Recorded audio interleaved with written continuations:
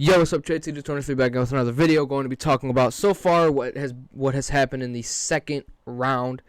Just finished games 2 of the Milwaukee Bucks, Boston Celtics, and the Golden State Warriors and Memphis Grizzlies. Now both series are tied 1-1 right now. The Boston Celtics, they struggled heavily in that first game. The Bucks were making them shoot, and they just weren't hitting their shots. Giannis was bullying everyone. And Drew Holiday was hitting some timely shots, and Bobby Portis was putting in that work. Brook Lopez was Hakeem Olajuwon defensively. Giannis was great defensively. It was just a great all-around defensive game by the Milwaukee Bucks. Celtics, they struggled. Jaylen Brown was injured, sorta. Marcus Smart was injured. He was also injured game 2. He didn't play. And I think that they just all-around struggled with their shots. Not the entire game. I think they started making they started missing their shots like mid-third in the fourth quarter. Damn. But in game 2, the Celtics were hitting everything, and Giannis was in prison, just like Kevin Durant was. It was not a very good game for Giannis.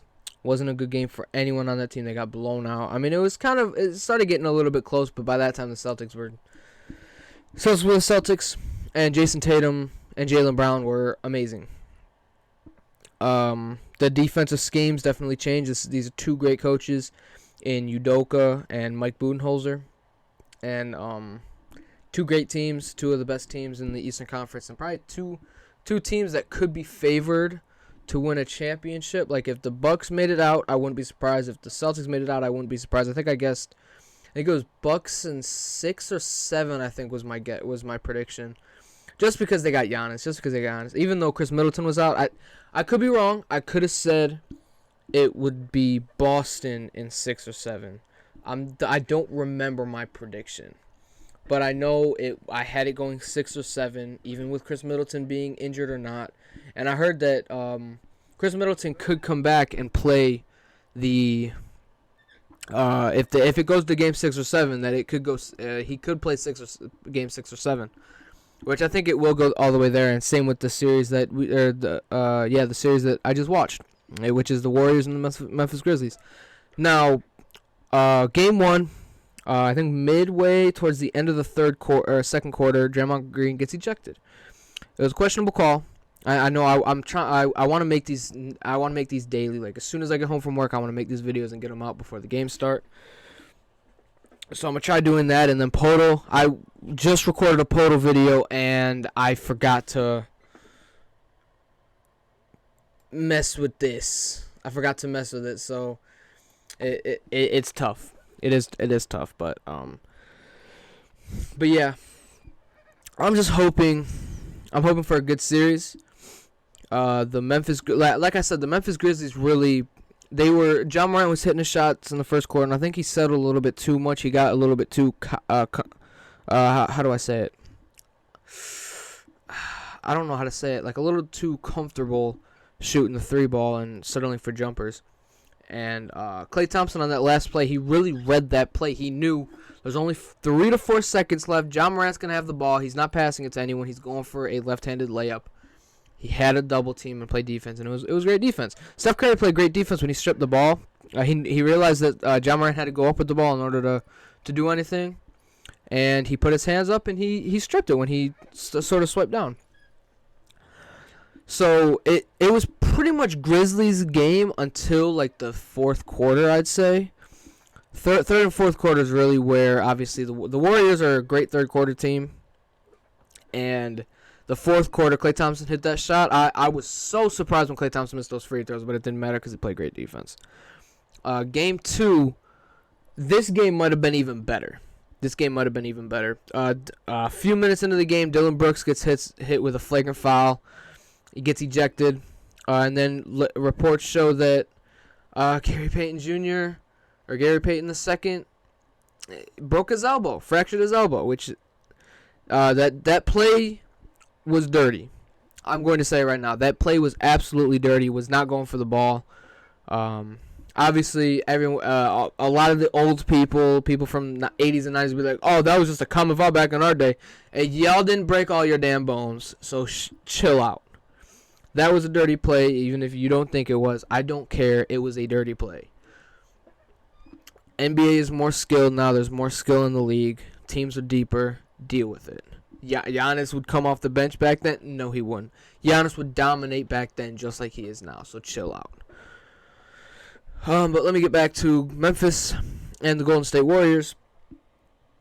Yeah, it was a dirty play. John Morant dropped 47 points, hit 5 or 6 threes. He had a big three to put them up, and then he hit some clutch free throws down the stretch, and they just played. It was just an all-around physical game. Draymond Green got elbowed in the eye. That wasn't a dirty play. That was just that. It was an accidental elbow to the face. The Dylan Brooks thing, that was intentional. That was dirty. But other than that, there might have been one other play where it was a little bit dirty. And then that questionable call where Draymond Green was going for the ball kind of gave John Morant a little bit of a push. The Grizzlies were going into the bonus, or they were in the bonus. I don't remember. And then they called – that was such a weak foul call. Like, I tweeted out, I can see where the foul is, but in that situation, it's a weak call. With a minute and a half, maybe 2 minutes to go, that's such a weak foul call for a intense playoff game. It's been physical all game. John Morant hit the clutch free throws, and that really put him away. Steph Curry really did his thing. Steph Curry, his three ball wasn't falling, but when he got open, he hit him. Got to the basket. Didn't play as good defense as he did in Game 1, but it's all good. Draymond Green showed Draymond Green's effect. Jaren Jackson Jr., you got to stay out of foul trouble, bro. Game 1, you were amazing. Didn't get the dub, but Game 2, you fouled out. I don't remember how many points you had, but you played a decent game until that. I wouldn't even say that was really a questionable call, but it was a call that had to be made. And let's get to the 76ers and the Miami Heat and the Phoenix Suns and the Dallas Mavericks. I'm going to start out with the Suns and Mavs. Luka is amazing. Luka, by the time his career ends, he's going to be an all-time great. He's averaging so far, I know he's only 23. This is his third playoff run. He has the same average in the playoffs as Michael Jordan did for his career. Now, I get he's young, but it's a very good trajectory of what I think Luka can do. I think Luka can go down as better than Larry Bird. He's already more skilled than Larry Bird. It's just all the accolades and all the things that he can do to see what exactly he'll be able to do in his career. Because Larry Bird was a 3-time MVP. I don't know how many rings Larry Bird has. He might have 3 or 4. I'm not sure. But I feel like Larry Bird's got 3, but he won 3 straight MVPs. Just a great... And he was a good defender. And then I saw someone on Twitter, I think it was, he said... this dude said Larry Bird is better than LeBron James offensively and defensively. And I said, bro, you do not watch basketball. You're too old to watch basketball. Like...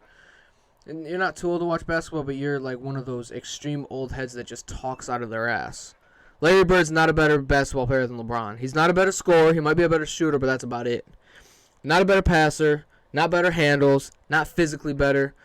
Better free throw shooter. Better free throw shooter. Better three-point shooter. Better mid-range shooter. That's probably about it. You're not finishing over players that LeBron has. You're not passing better, and you're not playing better defense. You're not. You're just not. You're not athletic. Larry Bird's not athletic. But I think Luka can be an all-time great. Same with Giannis. Giannis is going to be he's already talked about in the damn near the top 10. Shaq says that Giannis is better than him. So, I mean, it's got to be worth something. But Spencer Dinwiddie and Jalen Brunson really were not themselves in that game 1. But I don't fault. They'll need to take a game. Because they're not superstars, so they're not. They're relied on now because now Luka has 2 players that he can defer to. Like Luka, every once in a while, pass it to Spencer Dinwiddie, pass it to Jalen Brunson, or even on a couple possessions at a time, pass it to them and be like, I'm going to just sit in this corner. I can catch and shoot if y'all need me to, but I want y'all to do all the ball handling because Luka's going to need a break. And game 1, they really didn't do that. Spencer Dinwiddie, he had a couple shots. Jalen Brunson did a little bit when Luka was on the bench, but that was about it. Luka does need a little bit of help, but as soon as Luka gets another A star like, I'm not saying him, but like a Jaylen Brown-esque player, a Bradley Beal, I'm trying to think. I can't think of like a star that they can actually go out and get with the pieces that they have. But let's talk about the Phoenix Suns. Devin Booker had a great game. Said can't guard me. He was talking trash to Luka, saying you can't guard me, blah blah blah. And then he doesn't defend Luka on the other end. That's some park. That's some gym crap. That's not the NBA. I think Devin Booker is a better defender than Luka. Not a better scorer, not a better player, but I think Devin Booker's a better defender. So I think it was just a switch on a pick and roll, or it was like a fast break. That's the only times Luka was matched up with Devin Booker, and Devin Booker took advantage because Luka's not a good defender. So I mean that's it. And then Chris, the point guard, DeAndre Ayton is going to dominate this series. He might average 30, strictly because Dwight Powell, Maxi Kleber, however you say his name, and Davis Bertans is not going to be able to guard him. They have no one that can guard him. Boban, he can guard him in the post, but only for like 5 minutes. I love Boban, but he really cannot play. That's what the Mavericks need. The Mavericks also need a center that can defend players like DeAndre Ayton. It's tough to just guard Jokic and Embiid as it is, but a player that can put a body on those two. And then Mikal Bridges just being the defensive player of the year, getting clutch steals, hitting big shots, and everything like that. So the Miami Heat and the Philadelphia 76ers is the last game I'm going to talk about. James Harden disappeared in the second half. That team was doing really good. Georges Niang, James Harden, Tobias Harris, I think Danny Green, and Tyrese Maxey. When they were on the court, they went on a big run. And in the second half, they just did not play that lineup again, which I can understand because Tobias Harris is probably your biggest player, and James Harden didn't do jack crap in the second half. It was just a tough game for them. Miami Heat, Jimmy Butler really didn't do a lot, but in the second half, Bam Adebayo and Tyler Hero really came to play.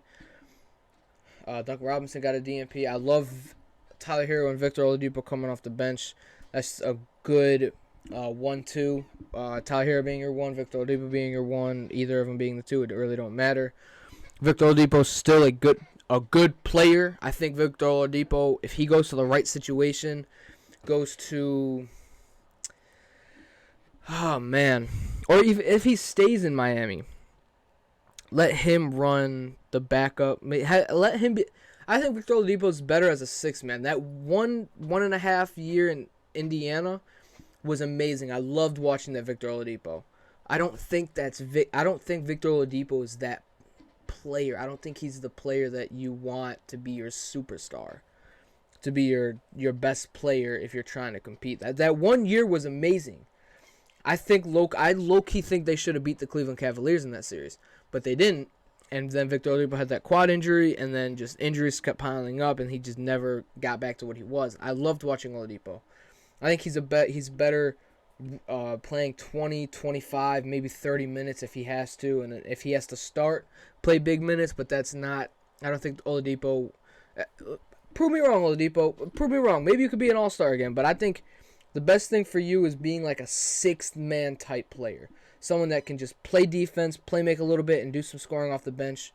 And if you need to play clutch time minutes, you've proven you can hit clutch shots. Your first game back, you hit a game-winning shot against the Bulls. So I mean, and it was a 3 from the hash mark. So that was cool. Tyler Hero, shout out to you winning not rookie of the year. Am I stupid? 6th man of the year. It was great. But yeah, I think that's gonna be the end of this video. Please like, comment, subscribe, and peace.